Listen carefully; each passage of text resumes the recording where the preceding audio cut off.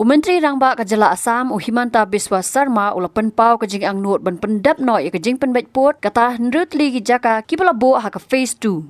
Habakran sigilat pathai kubor hadin ke passing out parade jong ke North Eastern Police Academy ha omyam ha ka arpo pratrek ula ber arja arpusan Himanta ula ong Kajala Assam bat kumjo ru Kajala Meghalaya ki kwa ban Pynbeit no kham kloy ya kajing ya ka put ha ki hendrut li ki benta. Ulang balai teli nak kini jaka kidai ki besok ban Pynbeit hendrai ke Jala Meghalaya ka kwa ban Pynbeit lang ya baro hendrai teli ha ke ju kapor. Nalor kata ulang baka Survey of India kala le ya ka kampia put bat kilayat syat hendrai ke ka baki ar jala ki soy hakmat menteri kampo yeng ke sarkar India kata kajing Pynbeit put ha ka phase 1 kala te song ya baro ar teli ki sarkar. From Assam side, we are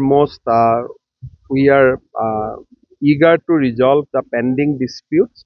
6 pending disputes are there. 3 out of that 3 are actually we can resolve at any point of time. I think Meghalaya is waiting to see that the other 3 is also resolved together. So we are working on and we will keep on working, and I am sure that the balance 6 will also be resolved mutually. Survey of India is doing the demarcation and they are proceeding well, but whatever we have signed in presence of Home Minister is binding to both the government.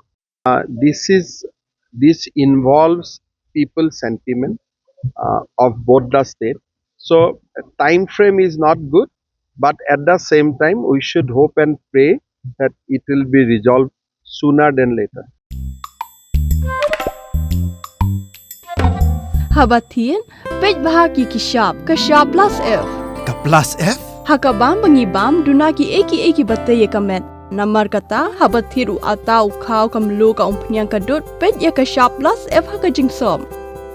Yaki nutrient kumki vitamin bat ka ayan la icon diat bat akabatau bha kam kata ika dur jengki marbam kajing mat lani ka rukom shed yaki balehi banai kita kadon ka we kajing mentoy bakongsan ka kot ka kia ka nutrition bakam bha kajing im bakam bha pendon kam daki marbam modon ka sharp plus F menta kasni Lawan Ra Shafi Lingba ko office jong Commissionerate of Food Safety Meghalaya